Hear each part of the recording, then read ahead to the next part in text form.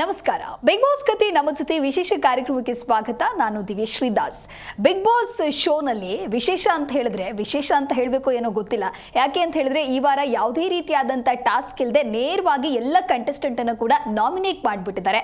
ಹಾಗಾಗಿ ಆ ಸ್ಪರ್ಧಿಗಳು ಇದನ್ನ ಅರ್ಥ ಮಾಡ್ಕೊಳ್ಬೇಕಾಗತ್ತೆ, ಯಾಕೆ ಬಿಗ್ ಬಾಸ್ ಈ ರೀತಿ ಒಂದು ಡಿಸಿಷನ್ ತೆಗೆದುಕೊಂಡ್ರು ಅಂತ ಹೇಳಿ. ಜೊತೆಗೆ ನಿನ್ನೆ ಕೊಟ್ಟಿರ್ತಕ್ಕಂಥ ಎಪಿಸೋಡ್ ಏನು, ನಿನ್ನೆ ಏನೆಲ್ಲ ಆಯಿತು, ಯಾವ ಟಾಸ್ಕ್ ಅನ್ನ ಕೊಟ್ಟಿದ್ರು ಅನ್ನೋದ್ರ ಕುರಿತಂತೆ ಚರ್ಚೆ ಮಾಡ್ತಾ ಹೋಗೋಣ. ಇದೇ ಈ ಹೊತ್ತಿನ ವಿಶೇಷ ಬಿಗ್ ಬಾಸ್ ಕತೆ ನಮ್ಮ ಜೊತೆ.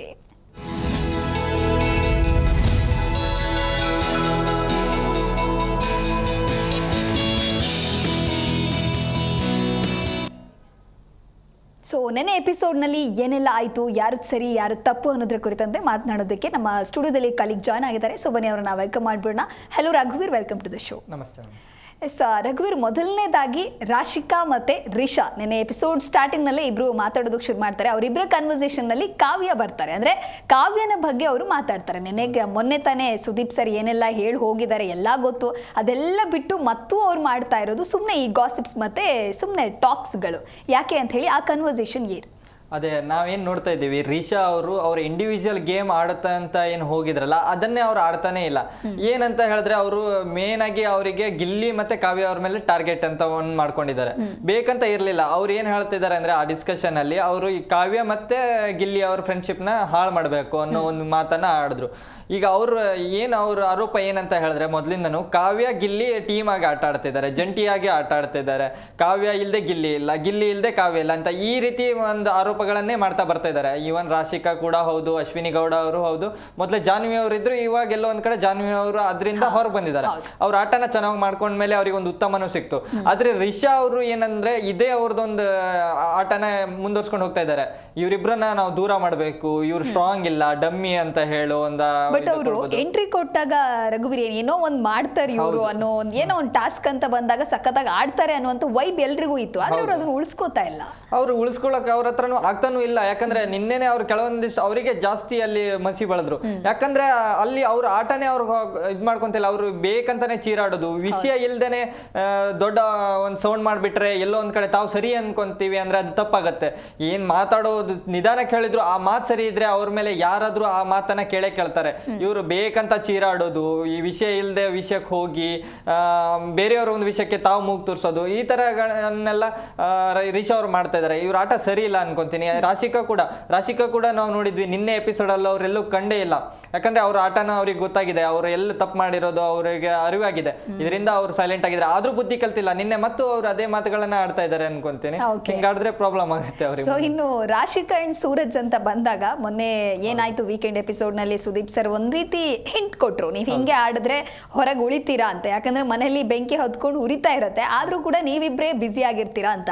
ಸೊ ಎಲ್ಲೋ ಒಂದು ಕಡೆ ರಿಷಾಗೆ ಅದು ರಿಯಾಲಿಟಿ ಅರ್ಥ ಆಯ್ತೋ ಅಥವಾ ಫೇಕ್ ಆಗಿ ಹಾಗೆ ಮಾಡ್ತಾ ಇದಾರೋ ಗೊತ್ತಿಲ್ಲ. ಸೂರಜ್ ಹತ್ರ ಹೋಗಿ ನಾವ್ ಇವಾಗ ಜಸ್ಟ್ ಫ್ರೆಂಡ್ಸ್ ಅಷ್ಟೇ, ನಾವು ನಮ್ಮ ಆಟ ಏನಿದೆ ನಾವು ಆಡೋಣ ಅಂತ ಹೇಳಿದ್ದಾರೆ. ಸೊ ಏನು ಬದಲಾಗ್ತಾರೋನ ಅಥವಾ ಏನ್ ಅನ್ಸತ್ ನಿಮ್ಗೆ? ನನ್ನ ಪ್ರಕಾರ ಅದೇನೊಂದು ಕನ್ವರ್ಸೇಷನ್ ನಡೀತಲ್ಲ, ನನ್ಗೆ ಎಲ್ಲೊಂದ್ ಕಡೆ ಸರಿ ಆಗ್ಲಿಲ್ಲ ಅನ್ಕೊಂತೀನಿ. ರಾಶಿಕಾ ಅವ್ರು ನೀವು ನೋಡಿರುವಂಗೆ ಅವ್ರಂತರ ಸೂರಜ್ ಮೇಲೆ ಎತ್ತಾಕ್ದ ರೀತಿ ಇತ್ತು. ಸೂರಜ್ ಅವರೇ ಅವ್ರ ಹಿಂದೆ ಹೋಗಿ ಆ ರೀತಿ ಅನ್ಸ್ಬಿಡ್ತು. ಯಾಕಂದ್ರೆ ನಾವು ನೋಡಿದ್ರೆ ಹಂಗ ಅನ್ಸಿಲ್ಲ. ಯಾಕಂದ್ರೆ ಸೂರಜ್ ಅವ್ರು ಬಂದಾಗ ರಾಶಿಕಾ ಅವರಿಗೆ ಅವ್ರು ಜಾಸ್ತಿ ಅವ್ರ ಹಿಂದೆ ಹೋಗಿರೋದಾಗಿರ್ಲಿ, ಅವ್ರ ಹಿಂದೆ ಮಾತಾಡಿರೋದು, ನಾನು ಇವ್ರನ್ನ ಸ್ಟಾಕ್ ಮಾಡ್ತಾ ಇದ್ದೆ ಇನ್ಸ್ಟಾಗ್ರಾಮ್ ನಲ್ಲಿ, ಅವ್ರ ಡಿಸ್ಕಷನ್ ಅಲ್ಲಿ ನೇರವಾಗಿ ಅವರೇ ಹೇಳ್ಕೊಂಡಿದ್ದಾರೆ. ಅದನ್ನ ನಾವು ನೋಡಿದ್ವಿ. ಎಲ್ಲೋ ಒಂದ್ ಕಡೆ ನಿನ್ನೆ ಸೂರಜ್ ಅವರಿಂದ ದೂರ ಇರಿ ಅಂತ ಹೇಳೋದು, ಹುಡುಗರ ಮೇಲೆ ಎತ್ತಾಕೋದು ಎಲ್ಲೋ ಒಂದ್ ಕಡೆ ಸರಿ ಆಗ್ಲಿಲ್ಲ ಅನ್ಕೊಂತೀನಿ. ಅದು ತಪ್ಪ ಅಂತ ಹೇಳ್ತೆ, ತಪ್ಪು ಮೆಸೇಜ್ ಹೋಗುತ್ತೆ. ಯಾಕಂದ್ರೆ ಸೂರಜ್ ಅವ್ರ ಆ ಆಟನ ಸ್ಟಾರ್ಟ್ ಮಾಡಿಲ್ಲ. ನನ್ನ ಪ್ರಕಾರ ನೋಡಕ್ ಬಂದಾಗ ಇಬ್ರಲ್ಲೂ ಒಂಥರ ಏನಂದ್ರೆ ಈ ಒಂದು ಆಂಗಲ್ ಅನ್ನ ಪೋರ್ಟ್ರೇ ಮಾಡಕ್ ಇಬ್ರು ಹೋದ್ರು ಅನ್ಕೊಂತೀನಿ. ಗೊತ್ತಿಲ್ದೇನೋ ಒಟ್ಟಿಗೆ ಆಯ್ತು. ಆದ್ರೆ ರಾಶಿಕಾ ಅವರು ಕೊನೆಯಲ್ಲಿ ಬಂದು ಆ ರೀತಿ ಮತ್ತೆ ಅವ್ರು ರಿಯಲ್ ಅಂತ ಅವ್ರು ಎಲ್ಲೊಂದ್ ಕಡೆ ಜಸ್ಟಿಫೈ ಮಾಡ್ಕೊಬೇಕಿತ್ತು. ನಾವು ಮಾಡ್ತಿರೋದು ಫೇಕ್ ಅಲ್ಲ ಅಂತ. ಅದು ಅವ್ರು ಅಲ್ಲಿಗೆ ಏನ್ ವೀಕೆಂಡ್ ಅಲ್ಲಿ ಆಯ್ತಲ್ಲ ಅದನ್ನ ಅವರು ಸೀರಿಯಸ್ ಆಗಿ ತಗೊಂಡು ಓಕೆ ಇದನ್ನ ಇಲ್ಲಿಗೆ ಬಿಟ್ಟು ಬಿಡೋಣ ಅನ್ನೋ ಮಾತು, ಒಂದು ಕ್ಲಾರಿಟಿ ಕೊಡ್ಬೋದಿತ್ತು. ಹೌದು, ಕ್ಲಾರಿಟಿ ಕೊಡ್ಬೇಕಿತ್ತು. ಅಕಸ್ಮಾತ್ ಇವ್ದು ಮಾಡಿರೋದು ಫೇಕ್ ಅಲ್ಲ ಆಗಿದ್ದಿದ್ರೆ ಅಲ್ಲಿ ಒಂದು ಸ್ಟ್ಯಾಂಡ್ ತಗೊಂಬೋದಿತ್ತು. ನಾವು ಮಾಡ್ತಿರೋದು ಸರಿಯಲ್ಲ, ನಾವು ಹೀಗೆ ಇರ್ತೀನಿ. ಯಾಕಂದ್ರೆ ನಾವು ಕಾವ್ಯ ಗಿಲ್ಲಿ ಅವ್ರ ಮೇಲೆ ಇದು ಮೊದಲನೇ ವಾರದಿಂದನೂ ಈ ರೀತಿ ಆರೋಪಗಳನ್ನ ಮನೆಯವ್ರು ಮಾಡ್ತಿದ್ದಾರೆ. ಯಾವತ್ತೂ ಬಿಟ್ಕೊಟ್ಟಿಲ್ಲ. ಹೌದು, ನಾವಿಲ್ಲ, ನಮ್ಮ ಮೇಲೆ ಅವ್ರ ಮೇಲೆ ನಂಬಿಕೆ ಇದೆ, ನಾವು ಮಾಡಿಲ್ಲ, ನಾವು ಸರಿ ಇದೀವಿ ಅಂತ ಹೇಳ್ಕೊಂಡು ಬರ್ತಿದ್ದಾರೆ. ಅದ್ರಿಂದ ನಾವು ಹೊರಗಡೆಯಿಂದನೂ ಅವ್ರಿಗೆ ಯಾವ ರೀತಿ ಮೆಸೇಜು ಹೋಗಿಲ್ಲ, ಸುದೀಪ್ ಸರ್ ಇಂದನೂ ಮೆಸೇಜ್ ಹೋಗಿಲ್ಲ ನೀವು ಈ ತರ ತಪ್ಪಾಡ್ತಿದ್ದೀರಾ ಅಂತ.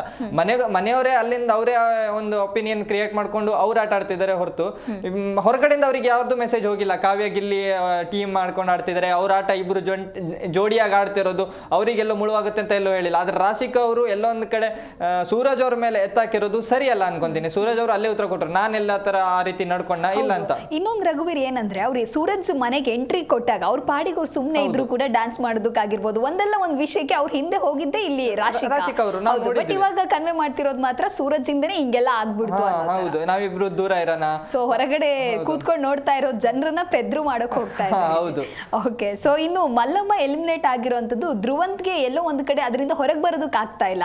ಬಿಕಾಸ್ ಅವರು ಅಷ್ಟು ಅವ್ರಿಗೆ ಒಂದು ಡಿಪೆಂಡ್ ಆಗಿರಬಹುದು ಅಥವಾ ಅವ್ರದ್ದು ಎಲ್ಲ ಒಂದು ಫೀಲಿಂಗ್ಸ್ ನ ಅವರು ಅಲ್ಲಿ ಶೇರ್ ಮಾಡ್ಕೊಳ್ತಾ ಇದ್ರು. ಸೊ ಅದೇ ವಿಷಯನ ಅಶ್ವಿನಿ ಅವ್ರ ಜೊತೆಗೂ ಕೂಡ ಮಾತಾಡ್ತಾರೆ. ಹಾಗೆ ಇನ್ನೊಂದು ಮಾತಾಡ್ತಾರೆ, ಈ ಸೈಲೆಂಟ್ ಆಗಿದ್ದವ್ರನ್ನ ನಂಬೋದಕ್ಕೆ ಆಗೋದಿಲ್ಲ, ಮಾತಾಡ್ತಾ ಇರ್ತಾರಲ್ಲ ಅವ್ರನ್ನ ಬೇಕಾದ್ರೂ ನಂಬೋದು ಅಂತ. ಸೊ ಆ ವಿಷಯ ಅಲ್ಲಿ ಯಾಕೆ ಅಂತ ಹೇಳಿ. ಹೌದು, ಯಾಕಂದ್ರೆ ಧ್ರುವಂತ್ ಅವ್ರು ಏನಂತ ಹೇಳಕ್ ಬಂದ್ರೆ ಅವ್ರು ಸ್ಟಾರ್ಟಿಂಗ್ ಇಂದನು ಅವ್ರ ಒಬ್ಬರ ಮೇಲೆ ನಂಬಿಕೆ ಅಂತ ಯಾರ ಮೇಲೂ ಅವ್ರು ಇಡಕ್ ಹೋಗ್ತಾ ಇಲ್ಲ. ಯಾಕಂದ್ರೆ ಅವ್ರು ಯಾವ ತರ ಅಂದ್ರೆ ಅವ್ರು ಏನ್ ಒಬ್ರಿಗೆ ನಂಬಿರ್ತಾರೆ ಅವರಿಂದನೇ ಏನೋ ಒಂದು ಹರ್ಟ್ ಆಗಿ ಅವ್ರು ಬೇಗ ಹರ್ಟ್ ಆಗಿರೋದನ್ನ ಬೇಗ ವ್ಯಕ್ತಪಡಿಸ್ಕೊಳ್ತಾರೆ. ಯಾಕಂದ್ರೆ ಅವರು ನಾವು ನೋಡಿದ್ವಿ ಹಿಂದಿನ ದಿನಗಳಲ್ಲಿ ಅವರು ಕೆಲವೊಂದಿಷ್ಟು ಪರ್ಸನಲ್ ಆಗಿ ತಗೊಂಡ್ಬಿಡ್ತಾರೆ. ಕೆಲವೊಂದಿಷ್ಟು ನಾಮಿನೇಷನ್ ನಲ್ಲಿ ಅವ್ರು ಕೊಟ್ಟಿರೋ ಒಂದು ಕಾರಣಗಳಾಗಿರ್ಬೋದು, ಸುದೀಪ್ ಸರ್ ಜೊತೆ ಅವ್ರು ಯಾರು ಕಾರಣ ಕೊಟ್ಟರೆ ಅದನ್ನ ಅವ್ರು ಸೀರಿಯಸ್ ಆಗಿ ತಗೊಳ್ತಾರೆ, ಸ್ಪೋರ್ಟಿವ್ ಆಗಿ ಅಷ್ಟು ತಗೊಳೋದಿಲ್ಲ ಅನ್ಕೊಂತೀನಿ. ಆ ಒಂದು ವಿಚಾರದಲ್ಲಿ ಅವರು ಮಲ್ಲಮ್ಮ ಅವ್ರ ಜೊತೆ ಬಹಳ ಒಂದು ಬಾಂಡಿಂಗ್ ಇತ್ತು. ಸ್ಟಾರ್ಟಿಂಗ್ ಡೇ ಇಂದನೂ ಅವರನ್ನ ಸಪೋರ್ಟ್ ಮಾಡಿರೋದಾಗ್ಲಿ, ಹೌದು ನಾವು ಅದು ಫೇರ್ ಆಗಿತ್ತು. ಅದು ಏನು ನಮ್ಗೇನು ಅಷ್ಟೇನು ಅನ್ಸಿಲ್ಲ. ಮಲ್ಲಮ್ಮ ಅವರಿಗೆ ಒಳ್ಳೆ ರೀತಿಯಲ್ಲಿ ಅವರು ಒಂದು ಗೈಡ್ ತರ ಮಾಡಿದ್ರು, ಚೆನ್ನಾಗಿ ಅವರನ್ನ ಹೆಲ್ಪ್ ಮಾಡ್ಕೊಂಡಿದ್ರು, ನಂಬಿದ್ರು ಕೂಡ ಮಲ್ಲಮ್ಮನ್ನ. ಆದ್ರೆ ಎಲ್ಲೊಂದ್ ಕಡೆ ಹೋಗಿರೋದು ಅವರಿಗೆ ಒಂದ್ ಸ್ವಲ್ಪ ಬೇಜಾರಾಗಿದೆ. ಯಾಕಂದ್ರೆ ನಾವು ನೋಡಿದೀವಿ ಧ್ರುವಂತ್ ಅವ್ರದ್ದು ಮನಸ್ಸು ಸ್ವಲ್ಪ ಒಂಥರ ಸಾಫ್ಟ್ ಇದೆ. ಹೌದು, ಆ ಒಂದು ವಿಚಾರದಲ್ಲಿ ಅವ್ರು ಈಗ ಏನಂದ್ಬಿಟ್ಟು ಅವ್ರು ಹೇಳೋ ಪ್ರಕಾರನು ನಿಜಾನೇ. ಯಾಕಂದ್ರೆ ಜಾಸ್ತಿ ಮಾತಾಡೋರ್ಕಿಂತ ಕಮ್ಮಿ ಮಾತಾಡೋರಲ್ಲೇ ಸ್ವಲ್ಪ ಡೇಂಜರ್ ಇರ್ತಾರೆ ಅಂತ. ಆದ್ರೆ ನನಗೊಂದು ಏನು ಒಪಿನಿಯನ್ ಅಂದ್ರೆ ಅವರು ಅಶ್ವಿನಿ ಗೌಡ ಹತ್ರನ ಅದನ್ನ ಹೇಳ್ಕೊಳ್ಬಾರ್ದು. ಯಾಕಂದ್ರೆ ಅವ್ರು ಅದನ್ನೇ ಮುಂದೆ ಉಪಯೋಗಿಸ್ಕೊಳ್ತಾರೆ. ಹೌದು, ಆ ಒಂದು ವಿಚಾರದಲ್ಲಿ ಹೇಳಕ್ ಬಂದ್ರೆ ಹೌದು ಧ್ರುವಂತ್ ಅವರಿಗೆ ಒಂದ್ ಸ್ವಲ್ಪ ಅದೇ ಸಾಫ್ಟ್ ಮನ್ಸ್ ಇರೋದ್ರಿಂದ ಎಲ್ಲರನ್ನು ಬೇಗ ಬಿಡ್ತಾರೆ. ಅವರೇ ನಂಬಿ ಅವರೇ ಮೋಸ ಹೋಗೋದು ನಾವು ನೋಡಿದೀವಿ.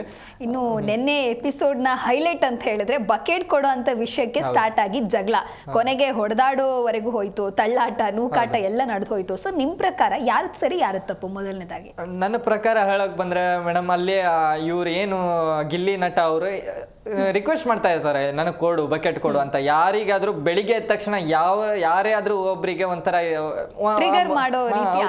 ಬೇಗ ರಿಯಾಕ್ಟ್ ಆಗ್ತೀವಿ. ಯಾಕಂದ್ರೆ ನೋಡಿರ್ತೀವಿ ಬೆಳಗ್ಗೆ ಒಂದು ನಿದ್ದೆಯಲ್ಲಿ ಎದ್ದಿರ್ತೀವಿ, ಯಾವುದೋ ಒಂದು ಮೂಡಲ್ಲಿ ಎದ್ದಿರ್ತೀವಿ, ಏನು ಯಾರೇನಾದ್ರೂ ಹೇಳಿದ್ರೆ ಬೇಗ ಟ್ರಿಗರ್ ಆಗೋ ಒಂದು ಚಾನ್ಸಸ್ ಇರುತ್ತೆ. ಅದರಲ್ಲೂ ಮತ್ತೆ ಅಷ್ಟೊಂದು ಮನೆ, ಈಗ ನಾವು ನಮ್ಮ ಮನೆಯಲ್ಲೇ ಒಬ್ರು ಬಾತ್ರೂಮ್ ಹೋಗಿದ್ರು ಸ್ವಲ್ಪ ಇದಾಗುತ್ತೆ ಇರುತ್ತೆ. ಆದ್ರೆ ಏನಂದ್ರೆ ಇಲ್ಲಿ 17 ಜನ 16 ಜನ ಏನು ಇಷ್ಟು ಜನ ಇರ್ತೀವಿ, ಅಲ್ಲಿ ಅವ್ರು ಏನು ಬೇಗ ರೆಡಿಯಾಗಿ ಬರಬೇಕು, ಅಷ್ಟು ಒಂದು ಸ್ವಲ್ಪ ಇರಿಟೇಷನ್ ಆಗ್ತಾ ಇರುತ್ತೆ.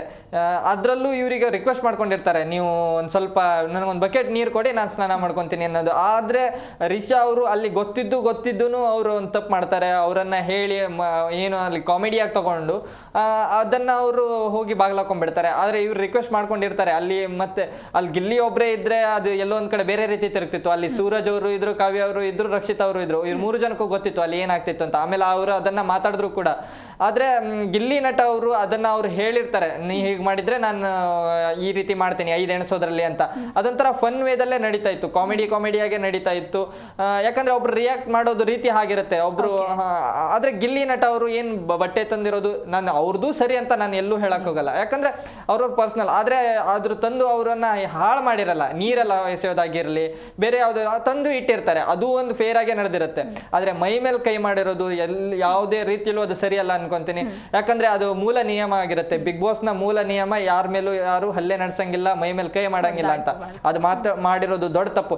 ಅದು ಏನೇ ಮಾಡಿದ್ರು ಇವರು ಹೋಗಿ ನೆಕ್ಸ್ಟ್ ಅವ್ರ ಬಟ್ಟೆನೂ ಹಾಳು ಮಾಡ್ತಾರೆ. ಇವ್ರು ಮಾಡ್ತಾರೆ ಅಂದ್ಮೇಲೆ ಇವ್ರ ಮೈ ಮೇಲೆ ಯಾಕೆ ಕೈ ಮಾಡ್ಬೇಕಿತ್ತು? ಸರಿಯಲ್ಲ. ರಿಷಾ ಅವ್ರ ರೀತಿ ಬಿಹೇವಿಯರ್ ನಮ್ಗೆಲ್ಲೂ ಒಂದ್ ಕಡೆ ಸರಿ ಅನ್ಸ್ತಿಲ್ಲ. ಅವ್ರ ರೀತಿ ಮಾತಾಡೋದಾಗಿರ್ಲಿ, ಒಂಥರ ಮಾತಾಡೋ ಟೋನ್ ಸರಿ ಇರಲ್ಲ. ನಾನು ಇರೋದೇ ಹೀಗೆ, ಒಂಥರ ಬೇಡದೇ ಇರೋ ಪದಗಳನ್ನ ಯೂಸ್ ಮಾಡ್ತಾರೆ, ಮೈ ಮೇಲೆ ಕೈ ಮಾಡೋದು. ಇವೆಲ್ಲ ಬಿಗ್ ಬಾಸ್ ಮನೆಯಲ್ಲಿ ನಡೆಯಲ್ಲ ಅನ್ಕೊಂತೀನಿ. ಅವ್ರ ಮನೆಯಲ್ಲಿ ಅವ್ರು ಯಾವ ರೀತಿ ಇರ್ತಾರೋ ಅದು ಅವ್ರಿಗೆ ಬಿಟ್ಟಿರೋದು. ನಾನು ಇಲ್ಲೂ ಬಂದು ಹಾಗೆ ಇರ್ತೀನಿ ಅಂದ್ರೆ ಅದು ಇಲ್ಲಿ ನಡೆಯಲ್ಲ ಅನ್ಕೊಂತೀನಿ. ಬಿಗ್ ಬಾಸ್ ಕೊನೆಯಲ್ಲಿ ಒಂದು ಲೈನ್ ಕೊಟ್ಟಿದ್ದಾರೆ, ಇದು ಫಸ್ಟ್ ಟೈಮ್ ಕೊಟ್ಟಿದ್ದಾರೆ ಬಿಗ್ ಬಾಸ್. ಮನೆ ಮೂಲ ನಿಯಮನ ಮುರಿದಿದ್ದಾರೆ, ಅದನ್ನ ಸುದೀಪ್ ಸರ್ ಬಂದು ಅದನ್ನ ನಿರ್ವಹಿಸ್ಕೊಡ್ತಾರೆ ವಾರದ ಕಥೆಯಲ್ಲಿ ಅಂತ ಹೇಳಿ ಒಂದು ಲೈನ್ ಕೊಟ್ಟಿದ್ದಾರೆ. ನೋಡೋಣ ಏನಾಗುತ್ತೆ ಅಂತ. ಸೊ ನಿಮ್ ಪ್ರಕಾರ ನೀವು ಹೇಳ್ತಾ ಇರೋದು ಅಲ್ಲಿ ಗಿಲ್ಲಿ ಮಾಡಿದ್ದು ತಪ್ಪಿಲ್ಲ ಅಂತ, ಬಟ್ ಎಲ್ಲೋ ಒಂದು ಕಡೆ ಅವ್ರು ಮಾಡಿದ್ದು ಕೂಡ ಫಾಲ್ಟ್ ಇದೆ. ಅವ್ರು ಆ ರೀತಿ ವಾಶ್ರೂಮಿಗೆ ಬಟ್ಟೆ ಎಸಿಬಾರ್ದಿತ್ತು ಅಂತ. Okay, I agree. ಬಟ್ ಈಗ ನನ್ನ ಕ್ವಶನ್ ಬಂದು, ಹೊರಗಡೆ ಆಗ್ತಾ ಇರುವಂತ ಟಾಕ್ಸ್ ಏನು ಅಂತ ಹೇಳಿದ್ರೆ, ಅಥವಾ ಸೋಷಿಯಲ್ ಮೀಡಿಯಾಗಳಲ್ಲಿ ಆಗ್ತಾ ಇರುವಂತ ಟ್ರೋಲ್ಗಳ ಬಗ್ಗೆ ನಾವು ನೋಡಿದ್ರೆ, ಎಲ್ಲೋ ಒಂದು ಕಡೆ ಗಿಲ್ಲಿ ಎಂಟರ್ಟೈನ್ಮೆಂಟ್ ಪಾರ್ಟ್ ಅನ್ನ ಬಿಟ್ಟು ಯಾರೋ ಒಬ್ರು ಹರ್ಟ್ ಆಗಿದ್ದಾರೆ, ಏನೋ ಬೇಜಾರಾಗಿದೆ ಅಂತಂದಾಗ ಅಲ್ಲೂ ಕೂಡ ಎಂಟರ್ಟೈನ್ಮೆಂಟ್ ಮಾಡುವಂಥದ್ದು ಸರಿಯಲ್ಲ, ಅವ್ರ ಫೀಲಿಂಗ್ಸ್ ಜೊತೆಗೆ ಆಟ ಆಡೋದು ಸರಿಯಲ್ಲ ಅನ್ನುವಂಥ ಟಾಕ್ಸ್ ನಡೀತಾ ಇದೆ. ಬಿಕಾಸ್ ಯಾಕೆ ಅಂತ ಹೇಳಿದ್ರೆ, ನೆನ್ನೆ ಅಫ್ಕೋರ್ಸ್ ಅವ್ರ ರಿಷಾ ಸ್ಟಾರ್ಟಿಂಗ್ ಅಲ್ಲಿ ಮಾಡಿರುವಂಥದ್ದು ತಪ್ಪು, ಎಲ್ಲರೂ ಒಪ್ಕೊಳ್ತೀವಿ. ಬಟ್ ಅವ್ರು ಅಳ್ತಾ ಇರ್ತಾರೆ, ಅಷ್ಟು ಬೇಜಾರಾಗಿರ್ತಾರೆ, ಮೊದಲೇ ಬಟ್ಟೆನೂ ಇಲ್ಲ ಅಂತ ಹೇಳಿರ್ತಾರೆ. ಆ ಟೈಮಲ್ಲಿ ಇನ್ನೂ ಹೋಗಿ ಒಂದ್ ರೀತಿ ರೋಸ್ಟ್ ಮಾಡೋ ಕೆಲಸನ ಅಲ್ಲಿ ಗಿಲ್ಲಿ ಮಾಡ್ತಾರೆ. ಸೊ ಆ ಮೂಮೆಂಟ್ ಅಲ್ಲಿ ಅದ್ ಬೇಕಿತ್ತ ಅಂತ ಹೇಳಿ ನನಗೆ ಅದು ಎಲ್ಲೂ ನಾನು ನನ್ನ ರೀತಿನೂ ಹಾಗೆ ಇರ್ಬೋದು ಅನ್ಕೊಂತೀನಿ. ಯಾಕಂದ್ರೆ ನನಗೆಲ್ಲೂ ಒಂದ್ ಕಡೆ ಸರಿ ತಪ್ಪಂತ ಅನ್ಸಿಲ್ಲ. ಯಾಕಂದ್ರೆ ಮೈ ಮೇಲೆ ಕೈ ಮಾಡಿರೋದು ಅವ್ರು ದೊಡ್ಡ ತಪ್ಪು ಅನ್ಕೊಂತೀನಿ. ಆ ಒಂದು ಗಿಲ್ಟ್ ಫೀಲಲ್ಲಿ ಅವ್ರು ಹತ್ರು ಅಂತಾನೂ ನಾನು ಹೇಳ್ತೀನಿ. ಯಾಕಂದ್ರೆ ನನಗೆಲ್ಲೋ ಒಂದ್ ಕಡೆ ಅವ್ರಿಗೆ ಮಾಡ್ಬೇಕಿತ್ತು. ಯಾಕಂದ್ರೆ ಒಬ್ಬ ಹುಡುಗ ಮೇಲೆ ಒಬ್ಳ ಕೈ ಮಾಡಿದ್ಮೇಲೆ ಅದು ಹುಡುಗ ಆಗಿರ್ಲಿ ತಪ್ಪೇ ಅನ್ಕೊಂತೀನಿ. ಆ ಹುಡುಗ ಅನ್ನೋ ಕಾರಣಕ್ಕೆ ಅವ್ನು ಬಿಟ್ಟಿರ್ಬೋದು. ಯಾರೇ ಆಗಿರ್ಲಿ, ಒಬ್ಬರ ಮೈ ಮೇಲೆ ಕೈ ಮಾಡೋ ತನಕ ಅಷ್ಟೇ ಅದು ಒಂದು ಆಟ ಆಗಿರುತ್ತೆ. ಅದು ಒಂದು ಕೈ ಮಾಡಾದ್ಮೇಲೆ ಅವ್ನು ತಡ್ಕೊಂಡಿರೋ ರೀತಿ, ಆ ಒಂದು ರೀತಿಯಲ್ಲಿ ಹೌದು ನಾವು ಒಪ್ಕೊಳ್ಬೇಕು, ಅಪ್ರಿಷಿಯೇಟ್ ಮಾಡ್ಬೇಕು. ಯಾಕಂದ್ರೆ ಒಬ್ರು ಕೈ ಮಾಡಿದ್ಮೇಲೆ ಅವ್ನು ಮಾಡಿಲ್ಲ ಅಂದ್ಮೇಲೆ ಅವ್ನು ದೊಡ್ಡತನ ಅಂತೀನಿ. ಯಾಕಂದ್ರೆ ಮಾಡ್ಬೋದು, ಯಾಕಂದ್ರೆ ಹೇಳಕ್ ಬರಲ್ಲ, ಆದ್ರೆ ಮಾಡು ಅಂತಾನು ಹೇಳ್ತಾ ಇಲ್ಲ. ಆದ್ರೆ ಏನು ಅವ್ನ ರೀತಿ ವ್ಯಕ್ತಪಡಿಸಿದ ರೀತಿ ಏನಂದ್ರೆ ರೋಸ್ಟ್ ಮಾಡೋದು. ಅವನಿಗೆ ಹರ್ಟ್ ಆಗಿದೆ ಮೈ ಮೇಲೆ ಕೈ ಮಾಡಿರೋದು. ಯಾಕಂದ್ರೆ 7 ಕೋಟಿ ಜನ ನೋಡ್ತಾ ಇರ್ತಾರೆ, ಹೊರಗಡೆ ಕೋಟಿಗಟ್ಟಲೆ ಜನ ಅದನ್ನ ನೋಡ್ತಾ ಇರ್ತಾರೆ. ಅವನಿಗೂ ಅವಮಾನ ಆಗಿರುತ್ತೆ. ಆದ್ರೆ ಅವ್ನು ತೋರಿಸ್ಕೊಳೋ ರೀತಿ ರೋಸ್ಟ್ ಮಾಡ್ಲೇಬೇಕಿತ್ತು. ಯಾಕಂದ್ರೆ ಅವ್ರು ಮಾಡಿರೋದು ತಪ್ಪು, ಅದು ಅಲ್ಲಿ ರಿಷಾ ಅವ್ರು ಮಾಡಿರೋದು. ಆ ಒಂದು ವಿಚಾರದಲ್ಲಿ ನನಗೆಲ್ಲೋ ಒಂದ್ ಕಡೆ ಅದು ತಪ್ಪು ಅನ್ಸ್ತಾ ಇಲ್ಲ. ಅವ್ರು ಮನ್ಸು ನೋಯಿಸ್ಕೊಳ್ಳೋಂಥದ್ದು ಇವ್ರು ಫೇರ್ ಆಗಿ ನಾನು ಹೇಳ್ತೀನಿ ರಿಕ್ವೆಸ್ಟ್ ರೀತಿಲಿ ಮಾಡಿದ್ರು, ನಾವು ನೋಡಿದ್ವಿ. ಅಲ್ಲಿ ಸೂರಜ್ ಅವರು ಅದೇ ಹೇಳ್ತಾರೆ, ನೀನು ಕೊಟ್ಟು ಬಿಟ್ಟು ಹೋಗ್ಬೇಕಿತ್ತು, ನಾನು ಫನ್ ವೇದಲ್ಲಿ ತಿಳ್ಕೊಂಡೆ, ಅವ್ನು ಕಾಮಿಡಿ ಮಾಡ್ತಾನಂತ ತಿಳ್ಕೊಂಡೆ ಅಂತ ರಿಷಾ ಅವ್ರು ಹೇಳ್ತಾರೆ. ಹೌದಾ, ಕಾಮಿಡಿಯಾಗಿ ಮಾಡಿರೋದು, ಬಟ್ ಇದು ಕಾಮಿಡಿಯಾಗೆ ತಗೊಳ್ಬೋದಿತ್ತು ಅನ್ಕೊಂಡು ನಾನು ಹೇಳ್ತೀನಿ. ಅವ್ರ ಮೈ ಮೇಲೆ ಕೈ ಮಾಡಿರೋದು ಟೋಟಲಿ ತಪ್ಪು ಅಂತೀನಿ. ಆ ಒಂದು ಇದರಿಂದ ಅಲ್ಲಿ ಏನಾದ್ರೂ ಅದಕ್ಕೆ ಹೊಣೆ ರಿಷಾ ಅವರೇ ಆಗಿರ್ತಾರೆ. ಅದು ಆಕ್ಷನ್ಗೆ ರಿಯಾಕ್ಷನ್ ಇದ್ದೇ ಇರುತ್ತೆ ಅನ್ಕೊಂತೀನಿ. ಓಕೆ, ಇನ್ನು ಈ ಹಿಂದಿನ ಸೀಸನ್ ಅಂತೆಲ್ಲ ನೋಡಿದಾಗ ಸಂಯುಕ್ತ ಹೆಗ್ಡೆ ಅವರು ಕೂಡ ಇದೇ ರೀತಿ ಕೈ ಮಾಡಿ ಅವ್ರನ್ನ ಬಿಗ್ ಬಾಸ್ ಮನೆಯಿಂದ ಹೊರಗೆ ಕಳಿಸಿದ್ರು. ಸೊ ಮೊನ್ನೆ ಅಂದ್ರೆ ಏನ್ ವೀಕೆಂಡ್ ಎಪಿಸೋಡ್ ಆಯ್ತು, ಆಗ ಸುದೀಪ್ ಸರ್ ಬೇರೆ ಬೇರೆ ವಿಚಾರಗಳಿಗೆ ಕ್ಲಾಸ್ ತಗೊಂಡ್ರು. ಆದ್ರೆ ನಿನ್ನೆ ಅಷ್ಟೆಲ್ಲ ಕ್ಲಾಸ್ ತಗೊಂಡ್ ಆದ್ರ ಮೇಲೆ ಕೂಡ ನಿನ್ನೆ ಈ ರೀತಿ ಆಗಿರೋಂಥದ್ದು, next Saturday Sunday Sudeep sir ಹೇಗೆ ಕ್ಲಾಸ್ ತಗೊಳ್ತಾರೆ ಅಂತೇಳಿ ಎಲ್ಲರೂ ಕೂಡ ವೇಟ್ ಮಾಡ್ತಾ ಇದ್ದಾರೆ. ಸೊ ಏನಾದ್ರೂ ಸೀರಿಯಸ್ ಏನಾದ್ರೂ ತಗೋಬಹುದಾ, ಏನ್ ಅನ್ಸ್ತು ನಿಮ್ಗೆ? ಅದು ಯಾಕಂದ್ರೆ ಆ ಒಂದು ಏನ್ ಬಿಸಿ ಇರುತ್ತಲ್ಲ, ಈಗ ಅವರು ಫನ್ ವೇ ಅಂತ ಹೇಳ್ತಾ ಇದಾರೆ. ಗಿಲ್ಲಿ ನಟ ಅವರು ಅದನ್ನ ಅಷ್ಟು ಸೀರಿಯಸ್ ಆಗಿ ತಗೊಂಡಿಲ್ಲ. ಹಿಂಗ ಏನು ಹಲ್ಲೆ ಆಗಿರೋದು ಅಥವಾ ಏನು ಇದಾಗಿರೋದು. ಹೌದು, ಆ ಒಂದು ಟೈಮಲ್ಲಿ ಸಂಯುಕ್ತ ಹೆಗಡೆ ಅವ್ರು ಮಾಡಿರೋದು ಟೋಟಲಿ ತಪ್ಪು. ಅದು ಅವರು ಸಮೀರ್ ಆಚಾರ್ಯ ಅವ್ರ ಮೇಲೆ ಕೈ ಮಾಡಿರೋದು ಅದು ತಪ್ಪಾಗಿರುತ್ತೆ. ಅದೆಲ್ಲ ಗೊತ್ತಿರುತ್ತೆ, ನೋಡ್ತಿರ್ತಾರೆ. ಆದ್ರೂ ಕೂಡ ಎಲ್ಲೋ ಬೇಜಾರಾಯ್ತು, ಹರ್ಟ್ ಆಯ್ತು ಅಂದಾಗ ಈ ರೀತಿ ಮಾಡುವಂತದ್ದು ಸರಿಯಲ್ಲ. ಬಿಕಾಸ್ ಸಾಕಷ್ಟು ಜನ ನೋಡ್ತಾ ಇರ್ತಾರೆ. ಹೌದು, ಆ ವಿಚಾರದಲ್ಲಿ ಮೈ ಮೇಲೆ ಕೈ ಮಾಡೋದೇ ನಾನು ಅವಾಗಿಂದ ಏನ್ ಹೇಳ್ತೀನಿ, ಮೈ ಮೇಲೆ ಕೈ ಮಾಡೋದು ತಪ್ಪಂತೀನಿ. ಆದ್ರೆ ಅದರಲ್ಲಿ ಈಗ ಏನಾಗ್ಬಿಡತ್ತೆ ಅಂದ್ರೆ, ವಾರದ ಕೊನೆ ತನಕ ಹೋಗೋ ತನಕ ಮಧ್ಯದಲ್ಲಿ ಅದನ್ನ ಸಾಲ್ವ್ ಆಗ್ಬೋದು. ಗಿಲ್ಲಿ ನಟ ಅವರು ಇವ್ರು ಕೂತ್ಕೊಂಡು ಸಾಲ್ವ್ ಮಾಡ್ಕೊಳ್ಬೋದು. ಆದ್ರೆ ಅದಕ್ಕೆ ಒಂದು ಏನಂದ್ರೆ, ಒಂದು ಮನೆಯಿಂದ ಹೊರ ಹಾಕ್ಲೂಬಹುದು. ಇಲ್ಲ ಆದ್ರೆ ನಾಮಿನೇಟ್ ಮಾಡಿ 2 ವಾರಗಳ ತನಕ ನಾಮಿನೇಟ್ಗಳನ್ನ ಸಹಿತ ಮಾಡ್ಬೋದು. ಯಾಕಂದ್ರೆ ಒಂದಕ್ಕಿಂತ ಹೆಚ್ಚು ಅವರಿಗೆ ಅದನ್ನ ಬುದ್ಧಿ ಕಲಿಬೇಕಂದ್ರೆ ಅವರಿಗೆ ನಾಮಿನೇಟ್ ಅವ್ರಿಗೆ ಒಂದು ಸಣ್ಣ ಶಿಕ್ಷೆ ಯಾರು ಕೊಡ್ಲೇಬೇಕಾಗಿರುತ್ತೆ. ಯಾಕಂದ್ರೆ ಇನ್ನು ಎಲ್ಲೋ ಒಂದ್ ಕಡೆ ಕಳೆದ 1-2-3 ದಿನಗಳಿಂದ ನೋಡಿದ್ರೆ ಕಾವ್ಯ ಗಿಲ್ಲಿ ಎಲ್ಲೋ ದೂರ ಆದ್ರು ಅನ್ಸುತ್ತೆ. ಈ ಡ್ಯಾನ್ಸ್ ಟಾಸ್ಕ್ ಇಂದ ಹಿಡಿದು ಎಲ್ಲ ಮಾತುಕತೆಗಳು ಇತ್ತು. ಬಟ್ ನಿನ್ನೆ ಆಗಿರುವಂತದ್ದು ನೋಡಿದ್ರೆ ಎಲ್ಲೋ ಒಂದ್ ಕಡೆ ಯಾರು ಕೂಡ ಮಾತಾಡೋದಿಲ್ಲ. ಆ ಟೈಮಲ್ಲಿ ಬಂದು ಕಾವ್ಯ ಹೇಳ್ತಾರೆ, ನಾನು ಗಿಲ್ಲಿ ಮಾಡಿದ್ ಸರಿ ಅಂತ ಹೇಳ್ತಾ ಇಲ್ಲ, ಬಟ್ ನೀನು ಯಾಕೆ ಟ್ರಿಗರ್ ಮಾಡಿದೆ ಅಂತ ಹೇಳಿ ಅಲ್ಲೊಂದು ಸ್ಟ್ಯಾಂಡ್ ತಗೊಳ್ತಾರೆ. ಸೊ ಏನ್ ಅನ್ನಿಸ್ತು? ಅದೇ ನಾವೇನು ಗಿಲ್ಲಿ ಮತ್ತು ಕಾವ್ಯ ಅವರು ಏನು ಮನೆಯವ್ರು ಹೇಳ್ತಾ ಇದಾರಲ್ಲ, ಕಾವ್ಯ ಗಿಲ್ಲಿ ಒಂದು ಟೀಮ್ ಆಗಿ ಆಡ್ತಿದಾರೆ ಅಂತ. ಜಂಟಿ ಆದ್ಮೇಲೆ ನಾವು ಮಿಸ್ ಮಾಡ್ಕೊಂತಿದ್ವಿ. ಕಾವ್ಯ ಗಿಲ್ಲಿ ಅವ್ರು ಒಟ್ಟಿಗೆ ಆಡ್ತಾ ಇರ್ಲಿಲ್ಲ. ಎಲ್ಲೂ ಒಂದ್ ಕಡೆ ಅವ್ರಿಬ್ರು ತೋರಿಸ್ಕೊಳ್ತಾ ಇರ್ಲಿಲ್ಲ. ಗಿಲ್ಲಿನೇ ಹೋಗಿ ಒಂದು ಕಾವ್ಯ ಅವ್ರ ಹಿಂದೆ ಹೋಗಿ ಒಂಥರ ಫನ್ ತರ ಮಾಡ್ತಾ ಇದ್ರು ಹೊರತು ಕಾವ್ಯ ಅವ್ರು ಅದಕ್ಕೆ ಎಲ್ಲೂ ಒಂದ್ ಕಡೆ ಸೊಪ್ಪು ಆಗ್ತಾ ಇರ್ಲಿಲ್ಲ. ಅವ್ರು ತಮ್ಮ ಪಾಡಿಗೆ ತಮ್ಮ ಆಟನ ಆಟ ಆಡ್ಕೊಂತಿದ್ರು, ತಮ್ಮ ಸ್ಟ್ಯಾಂಡ್ ಅನ್ನ ತಗೊಳ್ತಿದ್ರು. ಇಂಡಿವಿಜುವಲ್ ಆಗಿ ಇಬ್ರು ಬೇರೆ ಬೇರೆ ಆಟನೇ ಆಡ್ತಾ ಇದ್ದಾರೆ. ಆದ್ರೆ ನಮ್ಗೆ ಎಲ್ಲೊಂದ್ ಕಡೆ ಅನ್ಸ್ತಿತ್ತು ಕಾವ್ಯ ಗಿಲ್ಲಿ ಅವರು ಒಟ್ಟಿಗೆ ಆಡ್ಬೇಕು, ನಮ್ಗೆ ಅನ್ಸ್ತಾ ಇದೆ, ಹೊರಗಡೆ ಆಡಿಯನ್ಸ್ಗೂ ಅದೇ ಎಕ್ಸ್ಪೆಕ್ಟ್ ಮಾಡ್ತಿದ್ದಾರೆ. ಅಲ್ಲಿ ಒಂದು ಫ್ಯಾನ್ ಫಾಲೋವರ್ಸ್ ಕ್ರಿಯೇಟ್ ಆಗಿದ್ದಾರೆ ಕಾವ್ಯ ಗಿಲ್ಲಿಗೆ. ಆದ್ರೆ ನಾವು ಹೊರಗಡೆಯಿಂದ ನಾವೇನ್ ನೋಡ್ತಿದೀವಿ, ಅಲ್ಲಿಬ್ರು ಬೇರೆ ಬೇರೆ ಆಡ್ತಿದ್ದಾರೆ. ನಮ್ಗೆ ಅವ್ರು ಒಟ್ಟಿಗೆ ಆಡ್ಬೇಕಂತ ನಮ್ಗೆ ಅನಿಸ್ತಿದೆ, ಆದ್ರೆ ಅವ್ರು ಆಡ್ತಾ ಇರ್ಲಿಲ್ಲ. ಆದ್ರೆ ನಿನ್ನೆ ಒಂದು ಎಲ್ಲಿ ಗಿಲ್ಲಿ ಅವ್ರ ಮೇಲೆ ಒಂದು ಅನ್ಯಾಯ ನಡೀತು, ಅಲ್ಲಿ ಅವರು ಏನು ಸ್ಟ್ಯಾಂಡ್ ತಗೊಳ್ಬೇಕಿತ್ತು, ಒಬ್ಬ ಫ್ರೆಂಡ್ ಆಗಿ ಒಬ್ಬರ ಸ್ಟ್ಯಾಂಡ್ ಅನ್ನ ತಗೊಂಡ್ರು. ಒಳ್ಳೆ ಆಟ ಅನ್ಕೊಂತೀನಿ. ಯಾಕಂದ್ರೆ ಕಾವ್ಯ ಅವರು ಎಲ್ಲೋ ಒಂದ್ ಕಡೆ ಡೈರೆಕ್ಟ್ ಆಗಿ ಹೋಗಿ ಗಿಲ್ಲಿ ಅವ್ರ ಪರವಾಗಿ ಮಾತಾಡಿರೋದು ಕಡಿಮೆ ಅನ್ಕೊಂತೀನಿ. ಎಲ್ಲಿ ಏನ್ ಅವ್ರೇನ್ ಆರೋಪ ಮಾಡ್ತಿದ್ದಾರೆ ಕಾವ್ಯ ಗಿಲ್ಲಿ ಅನ್ನೋದ್ ಪ್ರಕಾರ ಅವರೇ ಅನ್ಕೊಂಡ್ಬಿಟ್ಟಿದ್ದಾರೆ, ಮಾತಾಡಿದ್ರೆ ಎಲ್ಲಿ ಆ ರೀತಿ ಹೇಳ್ತಾರೆ ಅಂತ ಅವ್ರೇ ದೂರ ಇದ್ರಲ್ಲ. ನಿನ್ನೆ ಮಾತಾಡಿರೋದು ಚೆನ್ನಾಗಿ ಮಾತಾಡಿದ್ರು, ಒಬ್ಬ ಫ್ರೆಂಡ್ ಸಲುವಾಗಿ, ಅಥವಾ ಬೇರೆ ಏನು ವಿಚಾರ ಬಿಟ್ಬಿಟ್ರು ಅವರು ಟೀಮ್ ಸರಿ. ಹೌದು, ಅವ್ರು ಅದೊಂದು ಮಾತು ಹೇಳ್ತಾರೆ, ನಾವು ಗಿಲ್ಲಿ ಮಾಡಿರೋದು ಸರಿ ಅಂತ ನಾನು ಹೇಳ್ತಾನೆ ಇಲ್ಲ, ಆದ್ರೆ ನೀವು ಮಾಡಿರೋದು ತಪ್ಪಂತ ಹೇಳ್ತಾರೆ. ಹೌದು, ಖಂಡಿತ ಅದು ಕರೆಕ್ಟ್ ಇದೆ. ನಾನು ಅವ್ರು ತಗೊಂಡಿರೋ ಸ್ಟ್ಯಾಂಡು ಚೆನ್ನಾಗಿ ಇದೇ ಆಟನ ಮುಂದುವರ್ಸ್ಕೊಂಡ್ರೆ. ಇಲ್ಲಿ ಮತ್ತೊಬ್ಬರ ಹೆಸರು ನಾವು ತಗೊಳ್ಬೇಕಾಗತ್ತೆ, ರಕ್ಷಿತಾ ಅವರು ಅವ್ರು ಏನ್ ಇದ್ ಮಾಡ್ಬೇಕಾದ್ರೆ ನಾವು ತುಂಬಾ ಖುಷಿ ಆಗುತ್ತೆ. ಯಾಕಂದ್ರೆ ರಕ್ಷಿತಾ ಅವರಿಗೆ ಏನೋ ಒಂದು ಅನ್ಯಾಯ ನಡೀತಾ ಇರ್ಬೇಕಾದ್ರೆ ಗಿಲ್ಲಿ ಅವ್ರ ಪರವಾಗಿ ನಿಂತಿದ್ರು, ಗಿಲ್ಲಿ ಅವ್ರ ಪರವಾಗಿ ರಕ್ಷಿತಾ ನಿಂತಿರೋದು ಒಳ್ಳೆ ಆಟ. ರಕ್ಷಿತಾ ಅವರು ಇದೇ ಆಟ ಮುಂದುವರೆದ್ರೆ ಅವರು ಫೈನಲಿಸ್ಟ್ ಆಗೋ ಎಲ್ಲ ಲಕ್ಷಣಗಳು ಅವರಲ್ಲಿದೆ. ರಕ್ಷಿತಾ ಅವರು ಒಳ್ಳೆ ಆಟ ಆಡ್ತಿದ್ದಾರೆ. ಅವ್ರು ಏನು ಒಪಿನಿಯನ್, ಅವ್ರು ಏನ್ ಸ್ಟ್ಯಾಂಡ್ ತಗೊಳ್ಬೇಕಲ್ಲ, ಯಾವ್ದ್ರಲ್ಲೂ ಹಿಂದೆ ಉಳಿತಲ್ಲ. ರಕ್ಷಿತಾ ಅವ್ರು ಚೆನ್ನಾಗಿ ಆಟ ಆಡ್ತಾ ಇದಾರೆ, ಅದನ್ನೇ ಮುಂದುವರ್ಸ್ಕೊಂಡು ಹೋಗ್ಬೇಕು ಅನ್ಕೊಂಡು. ಕ್ಯಾಪ್ಟನ್ ಆಗಿ ಧನುಷ್ ಕೂಡ ಆ ಟೈಮಲ್ಲಿ ಆ ಮೂಮೆಂಟ್ ಅಲ್ಲಿ ಎಂಟ್ರಿ ಕೊಡ್ತಾರೆ, ಬಟ್ ಅವರು ಏನು ಹೇಳೋದಕ್ಕೆ ನೋಡಲ್ಲ, ಕಂಟ್ರೋಲ್ ಮಾಡೋದಕ್ಕೂ ನೋಡ್ಲಿಲ್ಲ, ಸುಮ್ನೆ ಯಾಕೆ ಬೇಕಪ್ಪ ಅಂತ ಸೈಲೆಂಟ್ ಆಗ್ತಾರೆ. ಬಟ್ ಅದೇ ಸಿಚುವೇಶನ್ ಅಲ್ಲಿ ಅದೇ ಪ್ಲೇಸ್ ಅಲ್ಲಿ ರಕ್ಷಿತಾ ನಿಂತಿರ್ತಾರೆ, ಟಚ್ ಮಾಡಬೇಡಿ ಅಂತ ಹೇಳ್ತಾರೆ. ಇನ್ ಬಿಗ್ ಬಾಸ್ ಮನೇಲಿ ಅಷ್ಟೊಂದ್ ಜನ ಇದ್ದಾರೆ, ಅದು ಎಲ್ಲರಿಗೂ ಕಂಪೇರ್ ಮಾಡಿದ್ರೆ ಇವರೇ ಚಿಕ್ಕವರು. ಆದ್ರೂ ಕೂಡ ಆ ಸಿಚುವೇಶನ್ ಅಲ್ಲಿ ಅವ್ರು ಮೇಂಟೈನ್ ಮಾಡಿರುವಂತ ರೀತಿ ನಿಜಕ್ಕೂ ಹ್ಯಾಟ್ಸ್ ಆಫ್ ಹೇಳಲೇಬೇಕು. ಇನ್ನು ನೆಕ್ಸ್ಟ್ ಬಿಗ್ ಬಾಸ್ ಒಂದು ಟಾಸ್ಕ್ ಅನ್ನ ನಿನ್ನೆ ಆಕ್ಟಿವಿಟಿ ಅಂತ ಹೇಳಿ ಕೊಡ್ತಾರೆ. ಬಿಗ್ ಬಾಸ್ ಮನೆಯಲ್ಲಿ ಇರೋದಕ್ಕೆ ಯಾರು ಯೋಗ್ಯರಲ್ಲ ಅನ್ನೋದಕ್ಕೆ ಮಸಿ ಬಳಿಯುವಂತ ಟಾಸ್ಕ್ ಅಂತ. ಮೊದಲನೇದಾಗಿ ಬಂದಾಗ ರಕ್ಷಿತಾ ಅಲ್ಲಿ ಸುದಿನ ಟಾರ್ಗೆಟ್ ಮಾಡ್ತಾರೆ. ಸುದಿನ ಟಾರ್ಗೆಟ್ ಮಾಡಿರುವಂತಹ ರೀತಿ ಕರೆಕ್ಟ್ ಇದೆಯಾ ನಿಮ್ ಪ್ರಕಾರ? ನನ್ನ ಪ್ರಕಾರ 100% ಕರೆಕ್ಟ್ ಇದೆ ಅನ್ಕೊಂತೀನಿ. ಯಾಕಂದ್ರೆ ಸುಧೀರ್ ಅವರು ಡೇ 1 ಇಂದನೂ ಅವ್ರಿಗೆ ಟಾರ್ಗೆಟ್ ಮಾಡ್ಕೊಂಡು ಬರ್ತಾ ಇದ್ದಾರೆ, ಸುಧೀರ್ ಅವರು ರಕ್ಷಿತಾ ಅವರಿಗೆ. ಆದ್ರೆ ನಾವ್ ಏನ್ ಹೇಳ್ತಿದ್ದೀವಿ ಅಂದ್ರೆ ಸುಧೀರ್ ಅವರು ಕಳೆದೋಗ್ಬಿಟ್ಟಿದ್ದಾರೆ. ಅವ್ರ ಆಟನ ಎಲ್ಲೂ ಅವರು ಸರಿಯಾಗಿ ಆಟ ಆಡ್ತಾನೆ ಇಲ್ಲ. ರಕ್ಷಿತಾ ಅವರು ಏನು ಕಾರಣ ಕೊಟ್ರಲ್ಲ, ನನಗೆ ನಿಜ ಅದು ಕರೆಕ್ಟ್ ಅನಿಸ್ತು. ರಕ್ಷಿತಾ ಅವರಿಗೆ ಮೊದಲಿಂದನೂ ಏನು ಟಾರ್ಗೆಟ್ ಮಾಡ್ಕೊಂಡು ಬಂದ್ರಲ್ಲ, ಅದೊಂದು ಇವರು ಅದರಲ್ಲಿ ಮೇನ್ ಕಾರಣನೇ ಸುಧೀರ್ ಅವರು ಅನ್ಕೊಂತೀನಿ. ಆ ಊಟದ ವಿಚಾರ ಬಂತು. ಊಟದ ವಿಚಾರದಲ್ಲಿ ಅವರೊಂದು ಮಾತನ್ನು ಹೇಳ್ತಾರೆ, ಚಿಕನ್ ಮನೆಗೆ ಬಂದಿರೋ ಚಿಕನ್ ಅನ್ನ ರಕ್ಷಿತಾ ಹಾಳು ಮಾಡಿದ್ಲು ಅಂತ. ಅಲ್ಲಿ ಎಷ್ಟು ದೊಡ್ಡ ಸುಳ್ಳು ಮಾತಾಡಿದ್ರು ಅಂದ್ರೆ ಅವರು ಅದನ್ನ ಮೊದಲು ರಕ್ಷಿತಾನ ಊಟ ಹಾಳು ಮಾಡಿರೋದು ಸುಧೀರ್ ಅವರು. ಅಲ್ಲಿ ಮೇನ್ ಒಂದು ಏನು ಇಶ್ಯೂ ನಡೆಯಕ್ಕೆ ಮೂಲ ಕಾರಣನೇ ಸುಧೀರ್ ಅವರು. ಸುಧೀರ್ ಅವರು ಆ ಚಹಾನ ರಕ್ಷಿತಾ ಅವ್ರ ತಟ್ಟೆಲ್ಲ ಅವ್ರ ಅಡಿಗೆಯಲ್ಲಿ ಹಾಕಿರ್ತಾರೆ. ರಕ್ಷಿತಾ ಅವ್ರ ಅಡಿಗೆಯಲ್ಲಿ ಹಾಕಿರೋದನ್ನ ಅವ್ರ ಮನೆಯವರ ಅಡಿಗೆಗೆ ಹಾಕಿರ್ತಾರೆ. ಇಲ್ಲಿ ಟೋಟಲ್ ಮೊದಲು ತಪ್ಪು ಅನ್ನೋದೇ ಸುಧೀರ್ ಅವರಿಂದ. ಸುಧೀರ್ ಅವರು ಅದನ್ನ ತಂದು ಚಹಾ ಹಾಕಿರೋದು ರಕ್ಷಿತಾ ಅಂತ ಎತ್ತಾಕಿರೋದು ತಪ್ಪು ಅನ್ಕೊಂತೀನಿ.